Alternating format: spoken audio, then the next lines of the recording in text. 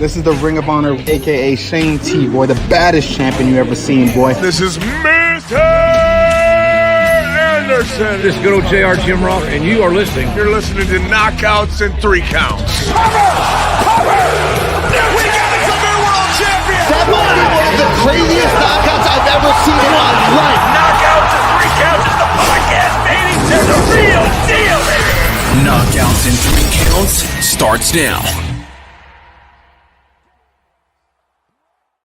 What up, though? It is a Thursday. This is Knockouts and 3 Counts, and I don't know if your phones went off and told you the same thing that mine just did, but Canelo Alvarez versus Jake Paul, what the fuck? What? Yeah, is that real? Is that real? ESPN just said breaking news.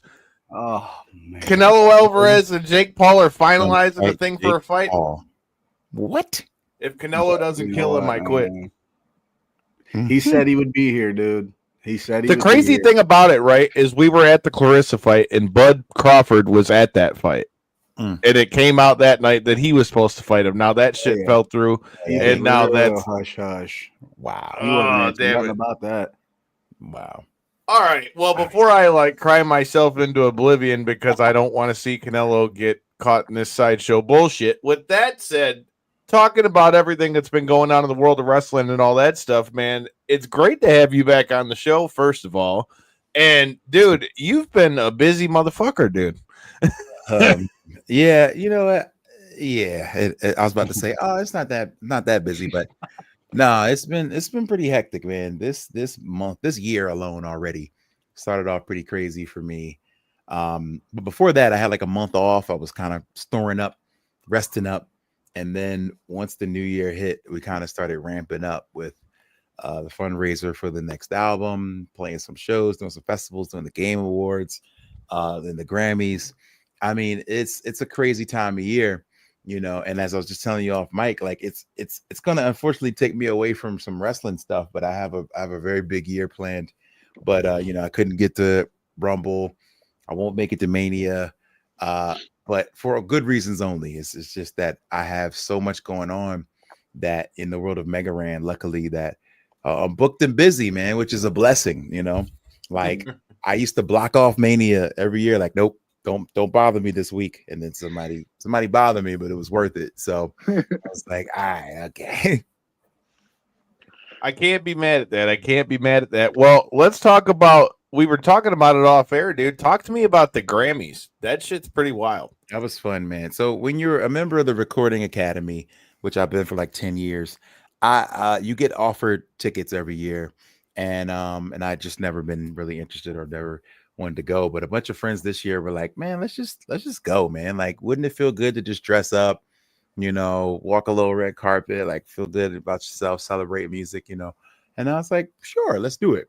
And I'm very glad I did, man. It was awesome. It was motivating. I was seeing friends of mine win, you know. I was just like, ooh, I want to be up there. Like, I want to know what that feels like, you know. So it was an awesome experience, man. Shouts to everybody I met out there that I reconnected with. There was just so much that happened that was extremely motivating.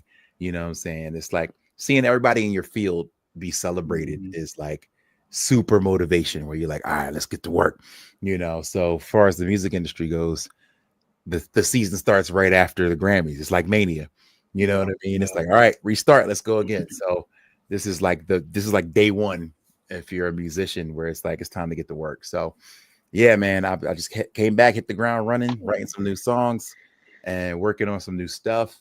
Luckily some of it is wrestling related, so like literally the moment I landed, I get some texts from some homies who said they heard me on Netflix, and I was like, what? Yeah, man, you just be keeping stuff on the download. So first of all, before we get to hearing you on Netflix, let's talk about how did we get from Raw and Netflix premiere to you redoing the theme song for the New Day? Because man, my man's was pretty pissed in LA. I'm just saying. I didn't think about that. Yeah, that's a crazy full circle. On the real, the only reason I went to Raw at Intuit Dome, the LA premiere, is because I was hoping our song would play that day. So we wrote it back in November, sent it in December, and they were like, hey, they got it, they approved it, we'll wait and see. Like that's just the WWE game. You wait and see. And then wait and see doesn't mean we'll let you know. It just means when the world finds out, you find out. You just gotta keep an ear to it. Yeah, you just gotta just be paying attention. So the other guy on the track says he doesn't even watch wrestling. So when I texted everybody like, yo, it's on today, and he's like, wait, did it come on? Like he didn't even know. Like he was like, oh wow, let me go find it, let me go watch it, But I didn't know. Like I had no idea this was going to be today. They did tell me that they were going to do a slow build with the music. And I thought that was a good idea. They're like, yo, coming out to silence, it's great pop, great blues. That was a cool thing Ciampa was doing back in the day in NXT that really, really works well. And so, and then they tested it at some house shows. They said it tested really well. And then they were like, all right, well, we're just waiting. And I was like, okay. They were like, the Netflix debut, it's going to run. And then it didn't. And then like, oh, next week it's going to run. And then it didn't. And so I just was like, I forgot about it. I went on about my life. And a few weeks after that, it runs. And that's kind of how it goes. Like people think I'm just constantly doing cool stuff. And I guess I am, but it's stuff from 4 months ago. Right. It's got to catch up with you. Look here, guy. Yeah. You managed to get a new song with AEW and a new song with WWE within like 3 months of each other. All right. Man, that's pretty crazy, man. Shout out to the Hurt Syndicate. Man, I'm a little sad because their group music is so over right now that Shelton's music might not get played for a while. When I heard, man, that crowd was hot, bro. Like ATL was on fire. Like I really had a great time watching that show, and a lot of it had to do with the crowd and the fact that they were singing "We hurt people, we hurt people." I was like, oh, it's over, bro, it's over. And so I don't know. Plus they're tag champs, so we might not hear Shelton's music for a minute, but I'm very proud of that theme. Shelton loves it. Shout out to MVP for even bringing me in on that situation. So yeah, man, I'm the forbidden door. You know what I'm saying? Like I all I need is a New Japan entrance, and we'll be good to go. Did you hear any rumblings about you being mistaken for Jim Johnson on Netflix? Did you hear that? You know what's so funny? I guess I get it, but like it started from a very high source. Like a really good friend of mine who's very reputable saw the caption, screenshotted it and posted it and was like, Jim Johnson, okay. Yeah. And so the internet ran with it. And so I had to text him personally and like, no, it's not Jim Johnston. Like, because I mean, I don't even know. I don't know the identity of Def Rebel. I don't know who makes the music for WWE. Like it's a bit of a mystery to me. And so I just got an email with like 5 people CC'd. I don't know who's who. And they're all like, yo, do this, and this is gonna sound good, and then maybe put this on, and this will sound good. And I'm like, thanks, guy. All right, guy number 2, what you think? And that's it. Like nobody introduces themselves as, oh, I'm Joe from Def Rebel, I'm this from that. So I don't know. Like I really don't know who I talked to. But I'll tell you what, Jim Johnston. The Mega Ran army was in effect on the social media sites though, because that screenshot went up. And everybody in the comments like, are you kidding me? This is Mega Ran. This is Mega Ran. Give this man his credit. Well, to be fair, it could have been Jim Johnston with me. You know what I'm saying? Like the original song, that's what they were. The caption is the original song, New Day, New Way, the old New Day song, New Day Rocks. And that has a singer on it who's singing, time is near, and they don't necessarily credit that singer. You know what I'm saying? So it could have easily been me and Jim Johnston who made the song, but they credited the old song. And I shouldn't expect people. I'm a music nerd, so I know what these songs are called because I play them. I play them in DJ sets. I play them in the gym. You know what I'm saying? So I know what they're called. So when I saw New Day, New Way, I was like, oh, they worked the they worked the captions boys too, because again, this stuff is so last minute. They don't have time to tell the captions team that they're about to play a new song. Jim Johnson's not even with them anymore, is he? No, he's not. He's like 75 years old. Like respect to the legend, but like, and he's probably the GOAT, but no, he's not. He's not making themes for them anymore. I've heard he's interested in coming back, but again, 75. So I mean, he made a bunch of bangers, but he got bangers, but like I don't think he's sitting at home banging out trap beats now. No. Keeping up with what's hot. Yeah, I don't know if he's on to what's hot. He'll pick up that guitar though and might give you some licks. But he's a legend, and he started trending again because of this, which is crazy because it's like people instantly brought him up. Like And I think it's a mind game because like they want to hate Def Rebel so bad, and because of maybe the mixed reviews of how some of the new themes have been. So it's like the moment it said Jim Johnson, you're like, I thought something was better about that song. That didn't sound like Def Rebel. Like all the internet experts are like, nah, this sounds way better than anything Def Rebel could do. Well, actually, sir, it was Def Rebel. So how about that? You know what I'm saying? So now you got to give them their props, but they'll find some way not to. That's the last thing the internet people want to do is give props. Oh yeah, it's like when you've got it in your mind that you hate somebody, they can find a way. You find a way. The hate finds a way. That's the internet. And yeah, man, that was fun. So with that said, dude, talk to me about at least with what you can talk about of it, dude. Talk to me about the process from that. Like we said, it's kind of a full circle thing for you from getting slapped for making his theme song or pushing by at Raw. And then now you're making the new theme song like that, dude. I mean, it's pretty funny, man. Like? Shout out to Sazy. There's another MC on it, and we're going back and forth. Man, Woods called me. I want to say November, maybe Thanksgiving. It was like the day after Thanksgiving. And I was like, what's up, man? He's like, oh, I'm just chilling at Waffle House. I'm celebrating. And I'm like, what are you celebrating? And he's like, I'm celebrating because they're letting us turn heel. And I'm so happy. And I was like, word? Okay. He's like, do you want to know how this story goes with us and E? And I was like, no, I don't want to know. And so he was like, all right, well, I'm not going to tell you. But the point is, it goes bad. Like we turn bad. And I was like, oh, okay. Cool. So we're going to need a new attitude, new gear, and new music, which is why I'm calling you. And I was like, oh, say less. Let's go. And so he's like, we're working on some tracks now. We'll send you what we got. But my idea is you and another rapper going back and forth, like as if it was Xavier and Kofi talking to each other. So you'll hear once the song's out for streaming, you'll be able to notice it better. But like he's saying something, then I say something. When New Day dropped, and New Day came, and New Day built, the New Day name is New Day's time. Will New Day stop? It's New Day forever. New Day still rocks. You know what I mean? It's like, so it's us going back and forth, hyping each other up about the New Day. So that was really the plan. And so we got to work on that. And we just a lot of back and forth, a lot of emails with a whole lot of people in them, saying, hey, we like this, we like that, we don't like this, change this, move that, change that, and then they were like, all right, we got what we need. Radio silence for literally a month. Stay tuned. That's how it goes. And then I was like, oh, well, maybe it's coming on Raw. So that's why I went to Raw in LA. And I was like, maybe it's gonna happen. And then it didn't. And I was like, dang, do I have to follow them around the country at every Raw to see what happens? And then again, like I forgot about it. And then perfect timing, right after the Grammys, I land and somebody's like, yo, I heard your voice. Like, that's really cool, to even have a memorable voice like that where people can actually like make it out amongst respect to Cole and Pat, but they talked all over it. You know what I'm saying? In the beginning of it, just to kind of hype it up, like they got new music, it kind of slaps, And but they were talking over it, but so people could somehow still make it out. But yeah, shout out to Jim Johnston too. I hope he's well.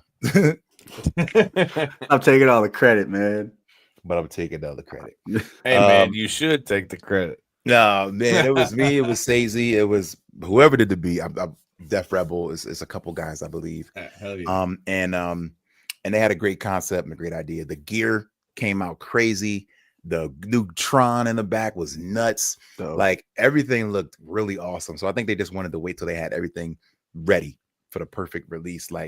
And it looks good, man. I'm excited about where this heel New Day goes, and I'm happy to be a little part of it. I just hope this lasts longer than the King Woods theme, which got a cup of coffee on SmackDown. Well, with that said, dude, you raise a question that I got. Like you said, like you send it back and forth to them, and you're like, change this, move this, that kind of stuff. How restrictive were they, like with like you make the making of the song itself? Well, they kind of have a template, like they have an outline of what they want. You know what I mean? Like they had a beat, so I didn't do any production. They had lyrics, but then they also had parts that were just kind of what do they call them? Like placeholders, like where you just hum things, hum dum da and blah, blah, da da, and then we got to fill in to meet that cadence. So a lot of it was like a paint by numbers situation where we have what we kind of want, but we need the color. So we need you to come in and splash it up a little bit, and that's really what we did. We'd send it back to be like, maybe that was a little too wordy, maybe that wasn't this, but one thing they mentioned is that when Triple H heard it, he was like, yeah, this is good. And the reason why he thought it was great is because he was like, this is going to encourage the fans to chant something with it. And so because we're doing a new day this and new day that, the crowd is going to, once they start hearing it, they're going to say, new day sucks, new day sucks, new day sucks. You know what I'm saying? So he's like, that's key, is that you have something that is so easy for the crowd to get into and take over. You know what I mean? So that's gonna make it like really get over. So yeah, the fact that Triple H said that, I was like, oh well, I mean, these guys know what they're doing. So we'll see, man. Hell yeah, man. That's dope to hear. So with that being said, man, you got to tell me, what are your thoughts on this new version of the New Day we're seeing? Obviously, you're homies with everybody. You've been seeing this unfold like we have.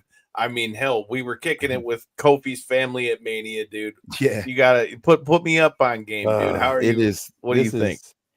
This is, you know what? That's fine. I bet you were watching that episode where like they brought his family in and they walked out on him, and we're like, oh, that's his real family. Like, oh, they didn't bring in no actors. They got his legit family there to walk out on him. Like, nah, it was, man, like, it's complicated, you know. I try to keep it as kayfabe as I can. It's complicated. I love all those guys, but I will say this, and I'll say it right into the camera. They're both a little bit right. Like, let's be honest here. Like, E could have been hanging around, and like, I'm just saying, like, if he was able to go do these acting things and other stuff, he could have been ringside. You know what I'm saying? Maybe they want to risk getting involved or the urge to get physical, but I would always wonder, like, dang, like, why can't he just be here, like, if in a non-physical role? So for the storyline, it really works because you're like, dang, you took all these years and now you want to manage this. You know, we've been falling apart, almost killing each other, and now you want to say you'll be our manager? Like, yo, you should have been here, you know. So I do understand it. I mean, they did it in a real gaslighty way. I mean, Kofi saying "so what" is just like the most savage thing ever. Like, he's like, yo, I broke my neck. He's like, so what? And it's like, yo, come on, man. You can't say so what to a broken neck. Right. But at the same time, I understand both sides. I'm kind of in the middle. Like, as far as like as a fan, I understand their grievance, and I understand E being like, yo, I tried. So yeah, it's complicated. I mean, he was just a little bit ways away. He was at the broadcast desk for all the pre-shows and everything like that. You know what I mean? Like, you could have ran over there and been like, hey, fellas, damn good point when you put it that way, dude. You're in the same building. That is like a damn good point when you put it that way. On all the pre-shows. Yeah, you're in the same building, bro. Like, you couldn't just come over there and be like, yeah, I got y'all.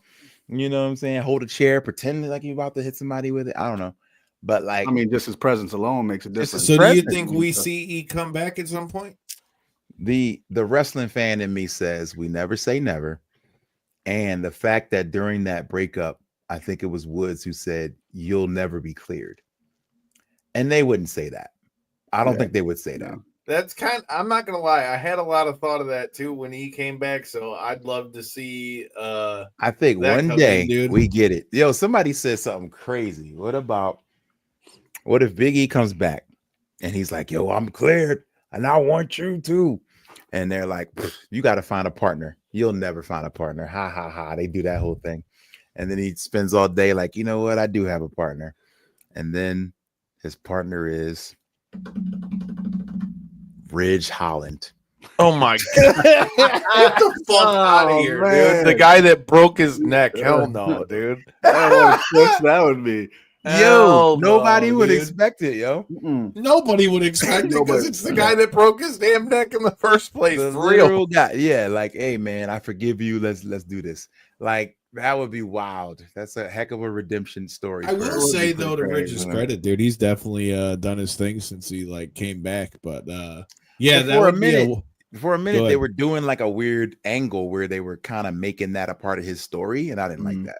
I Where it didn't was like, either. yeah, I Not don't when like you when they know mix that the you real really stuff. fuck somebody up, dude. Like that's not. Yeah, I don't Right. like that. I don't You like know, that. you know, at that all. didn't weigh well on his conscience either. You know what I mean? You don't It want to go out couldn't there and have. hurt It couldn't anybody. have. No, and he couldn't I have agree been with you. comfortable I don't- doing it because nobody's trying to really break somebody's neck like that, dude. Like Yeah.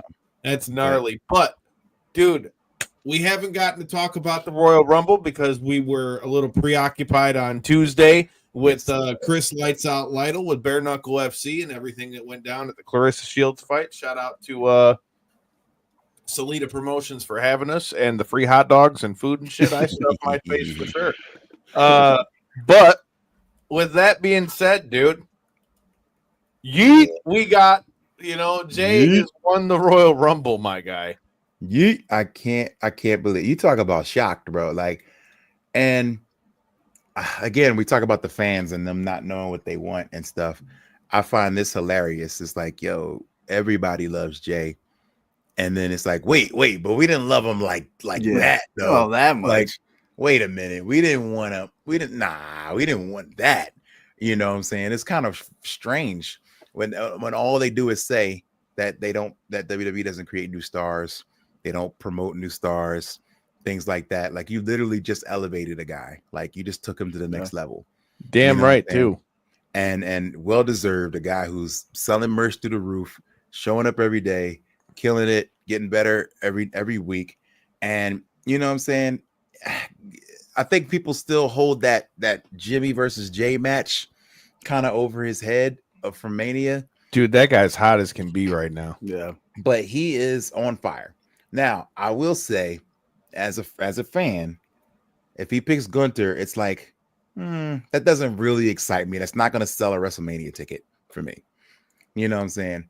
But if he picks Cody, or something happens in between time, or maybe he picks Gunther and then like Rock shows up and it's like, oh, you know what? I'll ref this, make sure it goes down the middle or something like that. This could be interesting. So I'm in for the ride. I am. Now, I would have loved to see Cena, but I think Cena is here to do business. And we know what that means. Well, dude, if you look, he let like 3 people in a row like get over on him as soon as like they got in the Rumble. Like LA Knight got over.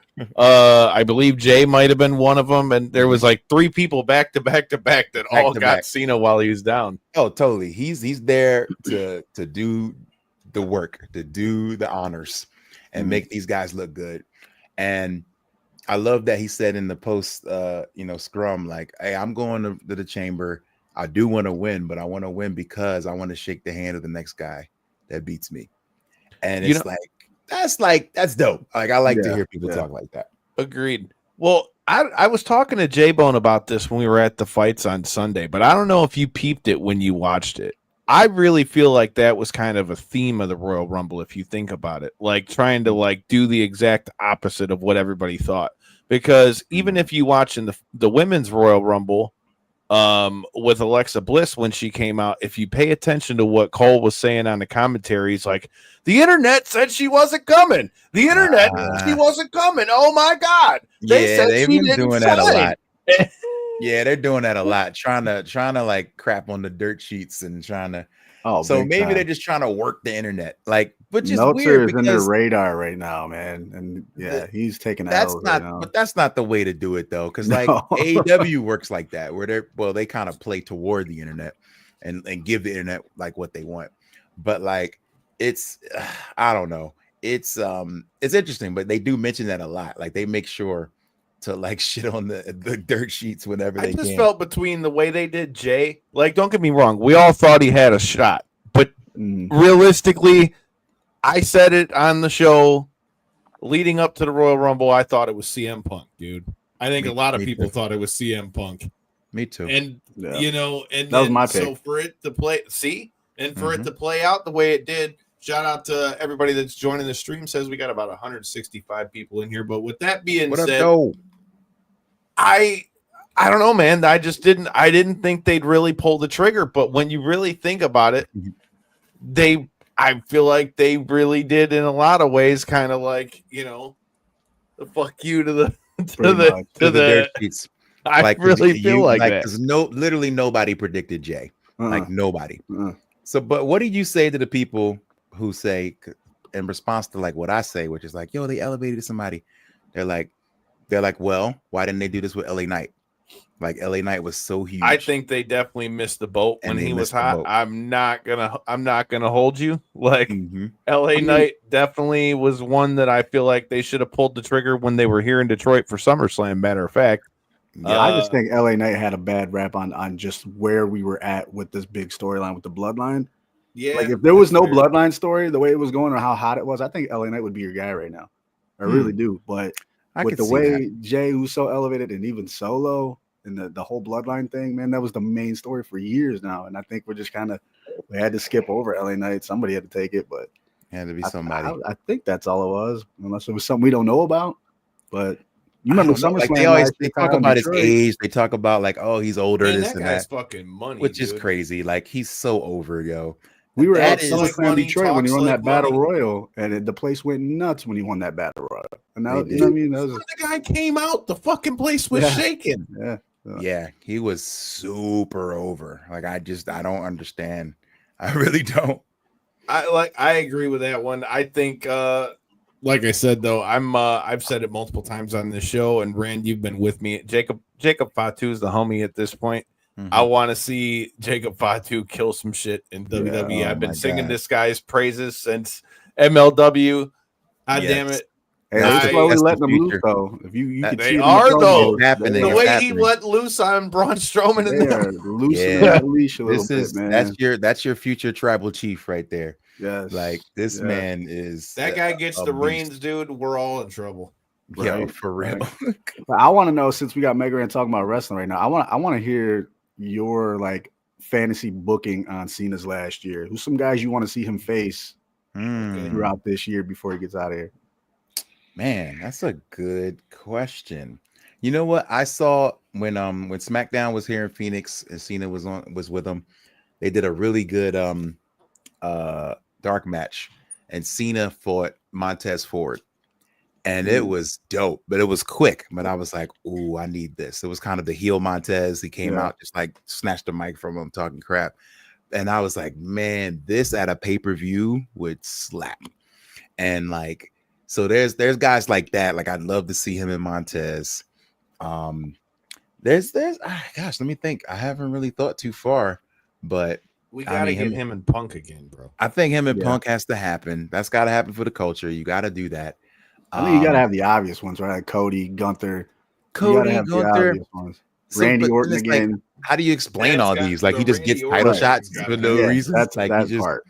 That's the only thing. Like, how do you explain these in the storyline? Like, he just gets title shots. He's just like, all right, Cody, give me a shot. All right, and then he did say he wanted to go into the Elimination Chamber. You know what I mean? Like he said he wanted to go in there and win. Maybe that's the way he gets to a title. Yeah. Because I mean, okay, I'm getting the glitch over here. What's going on? J-Bone's in the Wyatt 6 over there. Wyatt 6. You know they got that Vengeance Day that's been popping up and shit. Maybe that's his Vengeance Day. In the faction. Fuck yeah. Yeah. So. Do y'all think Cena gets 17? Like, I feel like that's the story that because he's going the whole year. Like, since he said it's going to be like a full, like he wants 1 full year, full-time run. I think that very well could happen. Even if it's like a short reign, but I think it'd be like a quick, like maybe he might have it for a couple months and then like whoever's like the next guy up. Like, I think, truth be told, I think now that I think about it, if he does win the title again, I think it's going to be the World Heavyweight title because he's never had that one. Ah, that makes a lot of sense.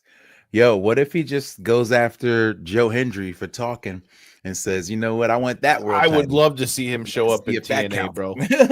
Like, with that before Joe full blown comes over to WWE, because I think we're all in accordance that that's going to happen. Like, I would love to see Cena just show up in TNA. I think that would be badass. But selfishly, dude, part of me really hopes that like before Cena's done, I know he says he doesn't want to do it, but can we get like a Doctor of Thugonomics run for like a couple months Yo, or for something, real. dog? Just a couple Like, months. Just a come on, couple just a months. I need couple the months rap. and I we're need the good, bars. Yeah, I need the bars again. Like just for a little bit. I need the throwback jerseys and all of it though. Mm-hmm. Hell yeah. Man. I need that at least for like, I want to, it would be dope if we could see like, you know how Sting did the, speaking of which, did you, the chat that we did with Sammy Worthington, who was fighting on a Clarissa Shields fight. So the Sting's last match, you know how he had all him and his kids were like the 3 different eras of Sting. Mm-hmm. I'd like to see like through the rest of this run that we could see like the different eras of Cena. Like let him be Doctor of Thugonomics for a little while. Let him be, you know, obviously you've got the Cena that we got now, but I think that would be like a cap of how to do that. I think that would be cool because that would be, man, that's like something like Jericho would do. Like Jericho goes back to all I think that's fucking brilliant though. And it's brilliant. Yeah, if he was like, all right, I'm gonna be prototype, you know what I mean, for a week, you know, that would be funny. Now if he went clear back to that, have him have like amnesia or some shit, and he's like the fucking prototype again. Corey, I know you don't know who the prototype is. The prototype was who he was when he was training to wrestle and shit. Yeah, like before he like just became John Cena. Big just a muscle bound dude. Like, yeah, he was just yoked for no reason. Yeah, so it's like it's always been like a thing. They even made a joke about it in the one WWE video game and everything. Like, I think that would be really funny. But I definitely think that for like a little bit of the run, like I'd love to see like the different eras of it. That would be dope. I think that would be sick. But with that being said, it looks like the Wyatt Six might have got J-Bone. It looks like he just lost power, son of a bitch. No. Yeah. But dude, I gotta get your thoughts on the other Rumble. What do you think about Charlotte winning? Like, I don't like I picked Charlotte. I did. So did I. Yeah, I thought, that was the money matchup. Either you can run it back with her and Rhea, but I think her and Tiffy is like a kind of changing of the guard kind of thing. But they got to figure out what they're going to do with Charlotte. And I think her coming out trying to cut the babyface promo after that was like weird. Like, and I feel for her. Like, she wanted to get real, but it's like Charlotte's a heel for life. Like, you are a heel for, I'm sorry. Like, just like her dad, Loki. Yeah, you are the dirtiest player in the game. Like, it doesn't matter if you're nice. It doesn't matter if you had hardships and you got over them. Like, no, you are a bad guy. So maybe she cut the babyface promo to get booed, and then now she can come back like, all right, you guys didn't respect me and you didn't listen to me. Well, So, but yeah, it just doesn't make any sense for her to try to get sympathy from the crowd. I was like, well, that was weird. So I think they really got to get her back in her queen bag where she's just like, I don't care about none of y'all. I'm above you all. Like she needs to be at that level. I think Tiffany is the match that I want to see out of like the 3 champions. Like if she were going to take NXT or go to Raw or whatever, I think Tiffany's the match I want to see. Number 1, number 2, like I see a lot of people on the internet kind of like going hard about, why is she winning the Royal Rumble again, bro? It's only the 2nd Royal Rumble that she's won. Number 1. Yeah. Number 2, if they don't go with the Tiffany match and you're telling me we're going to run back Charlotte and Rhea again, you're telling me that's not a WrestleMania match? Like, I mean, yeah, exactly. Like that's prime time. That's a main event any day of the week. So you just got to take it. It's the best matchup. Sometimes it's like you got to go with the best matchup. And I mean, LaGreca says it a lot on Busted Open. Shout out to past guest of the show, Dave LaGreca. But I mean, dude, can we honestly say, I mean, and I would love, number 1, other than, they did bring this up on Busted Open this morning. I definitely want to see, once they get her out of this whole tag team thing, I want to see Bianca in a better spot than she is. Mm-hmm. But can we really argue that there's really that many women that are really that much better than Charlotte either? Like, if we're really being objective about it? Like, no. Realistically, when we're talking about the whole game of pro wrestling, whether that's making you fucking hater like all these people that are booing and bitching online, whether we talk about pure athlete, which athletically there's very few male or female in WWE who I feel like are kind of equal to her. Yeah. And I mean, at this point, when you talk about overall her own legacy, I mean, she's what, 14-time champion, some shit like that? Something crazy. Yeah, Fuck like yeah. there's not a lot of people on her level. There's a handful, probably less than a handful of women that are on her level. So she's very believable. And I thought she was the safe pick as the champ, as the Royal Rumble winner. You know, because now you get a good matchup. And she's been gone for a while too. Like, I mean, people are like shoved down your throats. How could she be shoved down your throats? It was a year. She's been gone a year. She's been gone a whole year. I think, I don't know. They look at it like anytime she gets put back into the winning position, it's like old Roman. You know what I mean? Where they're just like, that's somehow you just keep wound up getting title shots. Like you just always have a title shot. You know, if you don't have a title, you're getting a shot. And that's kind of the way she's been booked her whole life. So I think you just got to roll with it and have her be like, it's because I'm the best. You know what I mean? It's because I'm better than y'all, you know? And I agree on Bianca wholeheartedly. Maybe on the way to WrestleMania, we sort this tag team thing out. Like we find out, you know, Naomi attacked Jade or something, and we get a feud out of that. But I don't know. But yeah, Bianca could be being booked a lot better. She's like in her prime, but just I think that was to help Jade though. Yeah, no question. I think that the plan was to lead up to a feud eventually. Like she would, you know, teach her enough and work with her enough that you could have a good match together. But with 100%. Her being hurt, I mean, yeah, with her being hurt, you may as well just change directions. All right, I got one more wrestling question, and I already know who you're gonna pick for the Super Bowl, but I'm fucking asking anyways. But dude, what is Punk's favor going to be, and how is he going to end up in the main event of WrestleMania? I've been thinking about that a lot. Well, now they're saying it seems like Seth set up a triple threat for Mania because he attacked both of them. So maybe we get a triple threat, or maybe not at Mania, but maybe before that. And I think they do it before that, maybe at a chamber or whatever.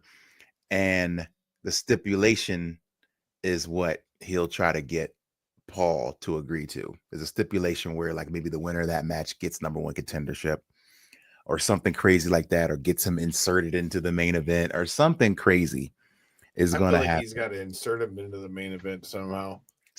But how does Paul have power to do that? So I mean, Paul Heyman's got the power to do a lot of shit though.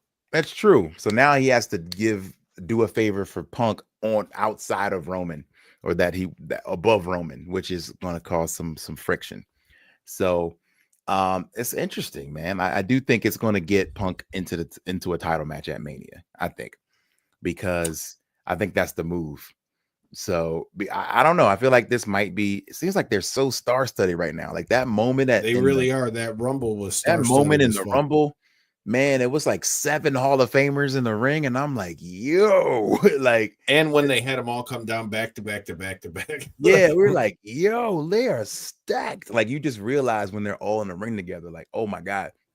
That's why Drew was so mad, I guess. You know what I mean? Like, oh, I wanted he deserved maybe a bigger moment on his exit or whatever. But like, man, it was just so many folks, man. And like to have that much power in the lineup is like, you can do a lot with it. And we got a long time for Mania. So I feel like Punk is going to get into a title match. Like, I think that's going to happen. I just hope it's away from Seth Rollins. Like, I need him to move away from Seth. I'm kind of tired of that. And Seth and Roman clearly just won't stay away from each other. This seems to be a thing that keeps coming back to each other. But I thought he closed the door on Seth. So I would like to see him fight some other people. I like it, dude. Well, we've kept you for a while, man. We've talked about theme songs, talked about wrestling, talked about a lot of stuff. Who's going to win the fucking Super Bowl? I already know you're going to pick Philly, but man, go Birds. I threw on my Green Wale Mania from Philly last year. So yeah, man, it's go Birds all day. We are getting revenge. Taylor Swift's going to cry. It's going to be beautiful. He's a Taylor Swift's going to cry. It's gonna be beautiful. Kendrick Lamar is gonna play "Not Like Us" 200 times. It's gonna be a beautiful Sunday. Wild. Oh, I can't wait. Drake lost. Who y'all got? Go to me. Who y'all got? I sure is damn hope so that we don't see just another dynasty take over the league like we've seen with the Patriots for so long. I mean, I feel like Corey hates winners. I feel like Yeah, we're man. already at that level with Kansas City where they're just that team that just no matter what, they find their way to the top, just no matter what. And I hope that the Eagles are a good enough team where they can compete on defense, where they can win a couple key drives. I feel like Saquon can do really good if the offensive line gives him some holes. But that's what I feel like is the big difference. Can Saquon get going, and can the defense stop him? That's what I say. Yeah, I'd say we just run them down their throat, man. Yeah. Like he's going to break one. Like this is what he does all year. Like he will break them. So just give him the ball. You know. He had what, I'm like not gonna lie, bro. This two or one's one three of those 200-yard games games. Yeah, man. Just give him the rock, man. Get out the way. Well, I ain't gonna lie, dude. This is one of those games where, like, so I'm not like Corey. I'm not a greatness hater. I fucked with Tom Brady. It was all right. I root for underdogs. I ain't a greatness hater. I root for underdogs. Who said? I'm not saying I don't want an underdog to win. I'm just saying sometimes it's cool to see people make history too, though. So, I mean, like I said, I'm not mad if Kansas City wins, but I ain't gonna hold you. I'd like to see Philadelphia win. I think Philadelphia in the grit they've had, plus, like you said, Saquon's had the season that he's had. I hope Philly gets it done too, but I'm going to enjoy the game, although in my heart, I still want to cry because it's not the Lions. I'm so tuned out of where I normally would be. I'm normally so into it, and like, you know, I really feel for y'all, to be honest. I thought this was the year, and then shit, we all did. Yeah, and then y'all just got gutted. So it's like it's a wrap right away. Like, our team was so like depleted, though. I feel like people are so thinking we're going to be out of it because we're losing like a couple coaches, but realistically, the core of the team is still together. So, like, I'm hoping that we still got a couple year window. But yeah, that one was definitely a kick to the nuts, dude. That's a hurt piece, man. I definitely feel for y'all. Hell yeah, dude. Well, I'll let you get out of here so you can go take care of business, man. But feel free to plug anything you need to. Tell them about Buddy's Treehouse. Hey. And hopefully I'll link up with you soon, my man.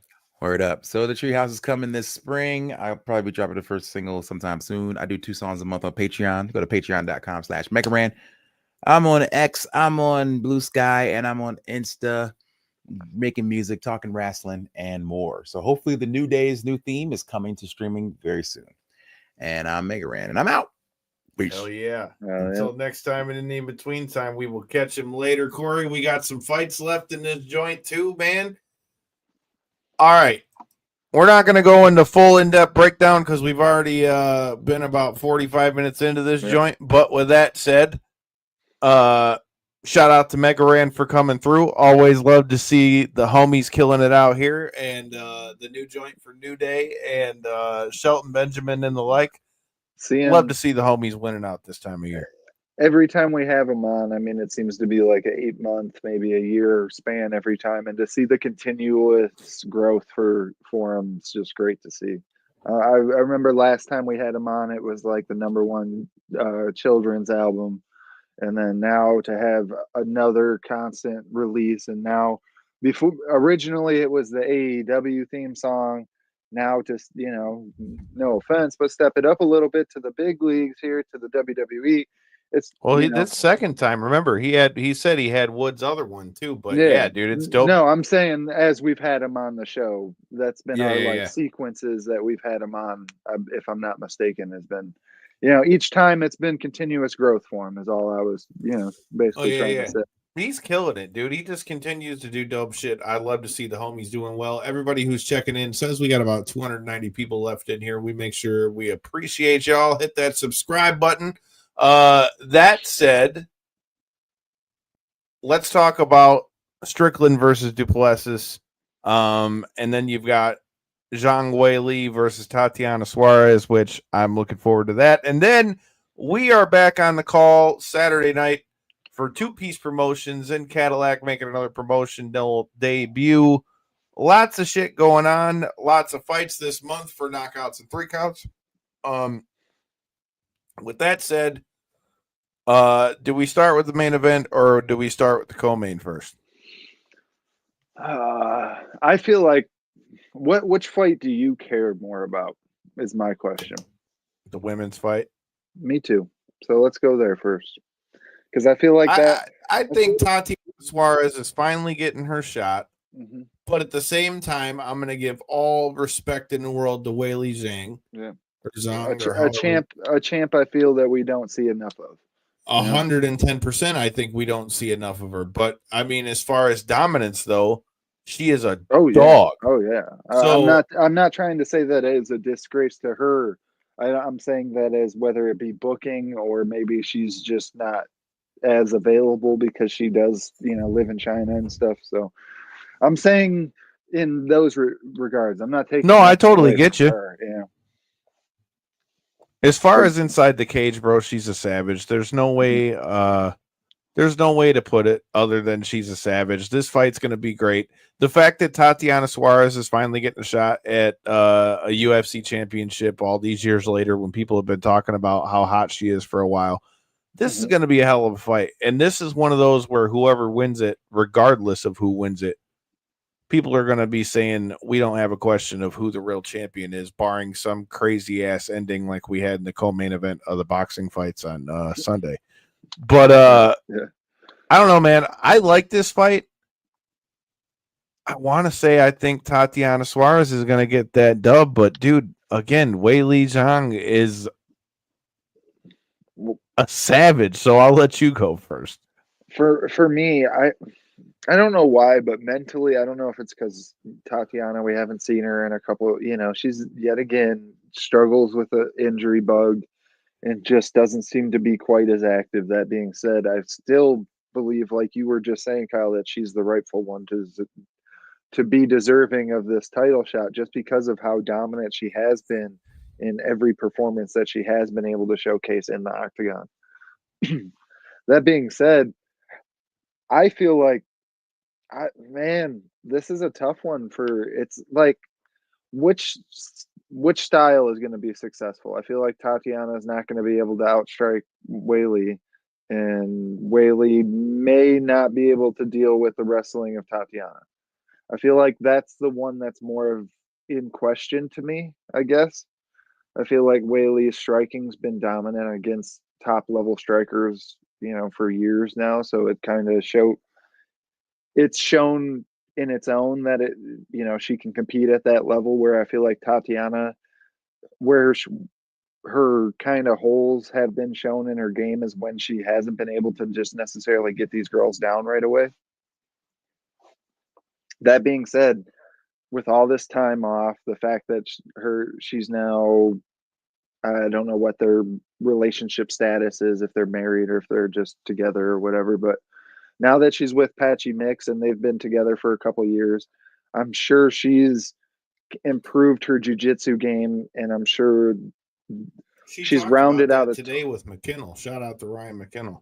Yeah, I'm sure she's used that to her advantage to round out a ton of her skills and to now be at the championship level when she's, dating also another championship level fighter who's really successful in a lot of similar aspects to the game. I feel like the big X factor here is where Tatiana's improved and whether or not Weili is going to be able to stuff the wrestling attempts, and for how long. Is Tatiana able to get her down in the first, and all of a sudden her jiu-jitsu game has just improved, drastically, and next thing you know, she's chasing sub attempts, finds one early in the second round, and we got a new champ? Or is it kind of what we've seen before from her, where it's more of just wrestling dominance and kind of, ground and pound and controlling position and such? I feel like my heart still says Weili is going to be able to get it done. I feel like the striking advantage is going to be bigger, and I feel like the wrestling defense that we've seen from her in the past is going to show through in this one as well. But I would not at all be surprised if Tatiana walks away with the belt come Saturday. I think I'm kind of in the same boat, although I think that Tatiana Suarez is definitely capable of taking that belt off of Weili Zhang. 100%. Even though she hasn't been as active as everybody might like, I still can't say that I don't think that Weili's going to lose. because she just continues to like just show that she is a savage in there. Mm-hmm. Like, don't know how else to put it. Like, she just continues to show that savage nature in there. I think that she gets the job done. But again, if she gets caught slipping at all, Tatiana Suarez can definitely take that belt off her. As far as the main event, dude, I think this will be a decent fight. I like a lot of the things that Sean Strickland says a lot of the time, but dude, I really feel like we're getting into the territory where it's like, dude, like, I get there's a gimmick to being like a time bomb and just saying whatever, but at a certain point, you got to pay attention to the shit that's coming out of your mouth, dude. Yeah. Like, some of the stuff that he said at the press conference, I feel like was a little bit too far. And self-admittedly, you know, I'm not saying that everybody hasn't had moments where you're like, you said some shit and you're like, yo, I shouldn't have said that. But like you were saying before we went live, I feel like he like leans into it now. Mm-hmm. And so like the short bus thing, I don't think he should have said that one. Yeah. And I mean, look, again, the same as Conor McGregor has kind of turned it into his like shtick at this point. I understand that that's like what gets some people's, you know, get people to draw into the fight. That said, I mean, take that completely away from it. I think that Sean Strickland definitely could take the title from Dricus du Plessis, if I'm being honest. If he's able to implement his game, I definitely think it could happen. I just wish I'm all for the fun-loving stuff, and even some of the stuff he says, you know, like when he does say outlandish stuff, I've agreed with some of it, but at the same time, I feel like you gotta at a certain point realize, like, yo, I gotta be a little more careful, especially when they're trying to build you into a bigger guy. That said, as far as this fight goes, man, if I'm DDP, man, I'm trying to take Sean Strickland down, dude. Sean Strickland, as much as I love the gimmick and character sometimes, yes, does he go completely overboard sometimes, and does he offend the shit out of some people? Absolutely. Is that part of like what comes along with it when you're, I mean, it's combat sports, right? Like, worse things have been said. That's for damn sure. It's not like he said, like, you know, it's like I had expressed before the show. If there was a context bubble added, I don't think he's saying like the kid that's struggling that goes to like your local elementary school that's struggling. He's talking about like this dumb fuck, you know, he's just using less proper terminology. You know what I mean? He's intentionally in using that type of vernacular to inflame people, whether it be like yourself or, you know, to just draw attention to the speech. You know, he could easily have tweaked 3 words and made that so much of a less offensive sentence while still conveying the same type of message. You know what I'm saying? So that's where I was saying earlier, he's essentially really just leaning into the character to the 10th degree. He's a bald man that has a mustache and he's not a cop. You know, that's never a good sign. You know what I mean? But that being said, as much as I joke and kid myself, I mean, you brought up the fact, can he win this? Absolutely. Look at how close that first fight was. Dana himself said the reason why this rematch is happening and everything, and he said it on the night of the original fight, was he thought Strickland won. And when he was going to wrap a belt around somebody's waist, he thought he was going to do it on Strickland. Of course, the judges seen it the other way. It was a close fight. You know, you can argue whichever way you want, but that being said, I feel like Dricus is the one that's leveled up more since their first fight. Whether Sean Strickland still is an incredibly hard guy to fight. Watching him in there and seeing the style that he implements and just kind of not always going for it, just kind of being defensive and then counter shots. And when he does land, you know, he has a powerful jab, so that's really all he has to throw to get people going. to land a significant shot and kind of work his way towards winning a round is just a bunch of jabs. Throws the teep kick to keep his opponent at the range that he wants him at, and then mixes in combos when he feels as though there's openings there. It's a super simple game plan. That being said, he does it extremely well. He's a championship level fighter for that reason. We've heard a ton of different people talk about it now. I mean, Izzy said it with Robert Whitaker both sitting right there. I mean, both guys who had lost to DDP, that he's just so hard to deal with because the overhands, the lunges, he's not even looking at you. He's looking at the ground, but he's able to land these shots, and he's big. He's huge, huge for the weight class, powerful. I feel like we have seen him evolve a little bit, though, since that first one. He's a little less of just that clubbing caveman of style, and he's a little bit more, alert, and I want to say, his fight IQ has gone up a level or two. But that being said, I still feel like Strickland's so hard to deal with that if he's able to just edge out a couple rounds in this one, it really could go his way, because I feel like his style is so hard to deal with. I feel like DDP presents much more of a finishing prowess, though, and I feel like I don't know which way my heart leans on this one. I feel like I'm truly 50-50 because that first fight was so close. I kind of want to say DDP because of what I was saying with the fact that he's leveled up so much, but I feel like Strickland's just such a hard fight to put up with.